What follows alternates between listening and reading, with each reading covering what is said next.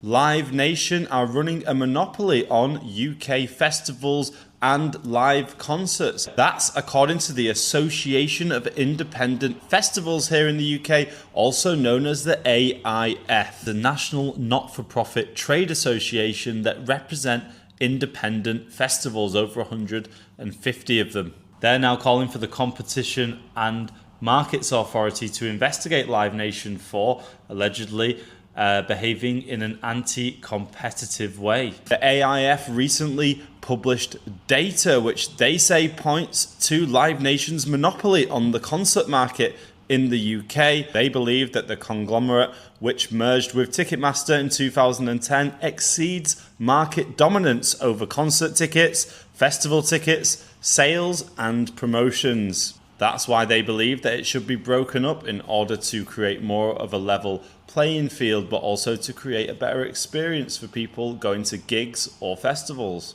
The AIF CEO, John Rostron, said, "Based on our analysis, we believe that there is evidence to suggest that Live Nation could be held responsible for engaging in anti-competitive behaviour, and we therefore recommend that the Competition and Markets Authority investigate matters. While we encourage and support organisations and individuals putting on the biggest shows, we wish for the market to be fair where all participants, whether major companies or independents, have the opportunities at all levels, and this is why we took this action." In the UK, a company is flagged as a potential monopoly if they control over 25% of the market share. Now, if they control over 40%, this is potentially classed as market dominance. But according to recent data by the AIF, which we'll have a look at in a moment, Live Nation controls 66% of the market share when it comes to concerts or festivals in the UK. At the end of June this year, Live Nation and Ticketmaster executives were questioned by the UK Parliament's Business and Trade Select Committee on data provided by the AIF. The data showed that Live Nation and affiliated companies controlled the majority of arena, stadium and outdoor concert tickets in 2025. Live Nation has built itself into quite a significant business now. How much market power would you say the company has here in the United Kingdom? Good afternoon. We have as much power, I guess, as our competitors that have built themselves in the same manner. This is an analysis of arena and stadium tickets on sale in 2025. So I think this is an analysis of about 23 million tickets that are being marketed this year. And it looks like that Live Nation Entertainment is promoting or marketing about 66% of the tickets in that space. Do you think that that indicates substantial market power? You're not counting the other theatres and other smaller venues so that you could get a broader brush.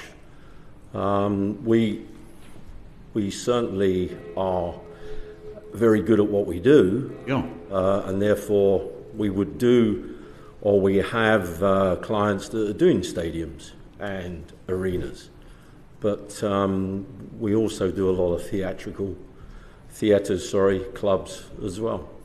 It does look like you've got a very significant market share of that particular market, and so I'm just interested in your observation as to whether you think that that constitutes a significant market power or not.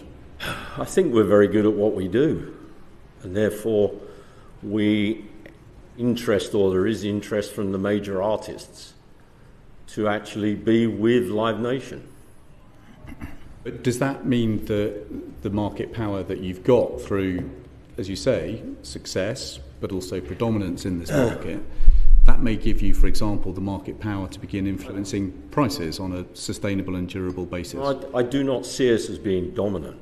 We have a lot of competitors, and it's a very low margin business that we run. But you don't think that 2/3 market share is dominant? I'm not sure where these figures have come from. These come from an analysis of 23 million tickets which are on sale this year. There's like a lot of tickets as well. Yeah. But you're marketing 2/3 of them.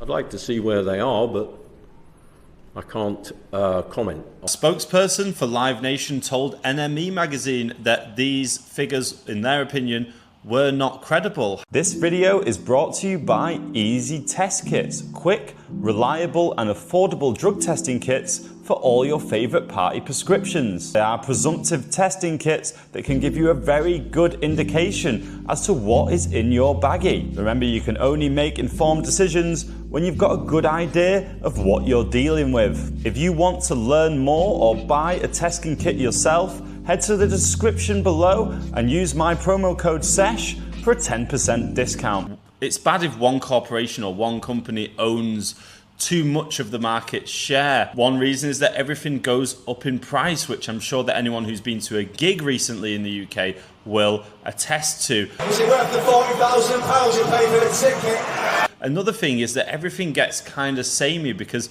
when smaller companies, competitors of the big company, get too big for their boots or start getting too successful, then the big company simply buys them out and the smaller company becomes a subsidiary of the big company. That's how McDonald's owns Subway, Coca-Cola owns Sprite, or Live Nation now co-owns Boomtown. It means that there's a flattening of culture. Everything becomes quite samey. It also means that that one company manages to control media narratives through sort of big PR companies, and by sort of withholding certain artists or withholding access to certain events for journalists. So it means this one big company gets no criticism, and also they end up homogenizing the entire sort of industry. And of course it means that they can start to control and fix the price.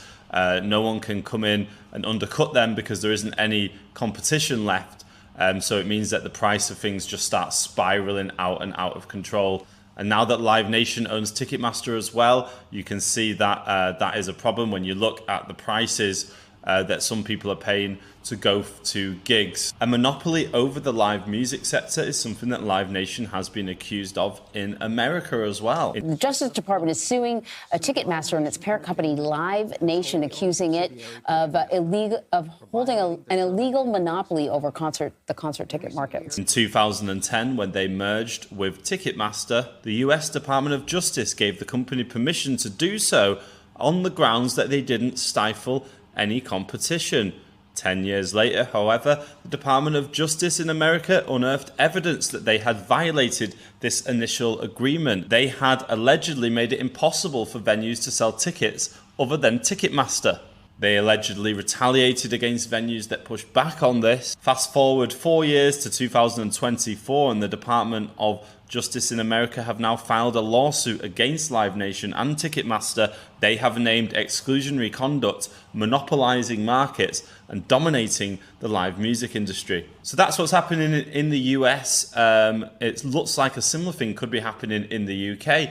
Let me know what you think in the comments section. Should one huge multinational company be allowed to continue down a road that could result in them exclusively controlling huge swathes, if not all eventually, of the live music sectors? If you're new here and you find these videos useful, do me a favor, sub and click the bell notification next to my name. Otherwise, I'll see you on the next one.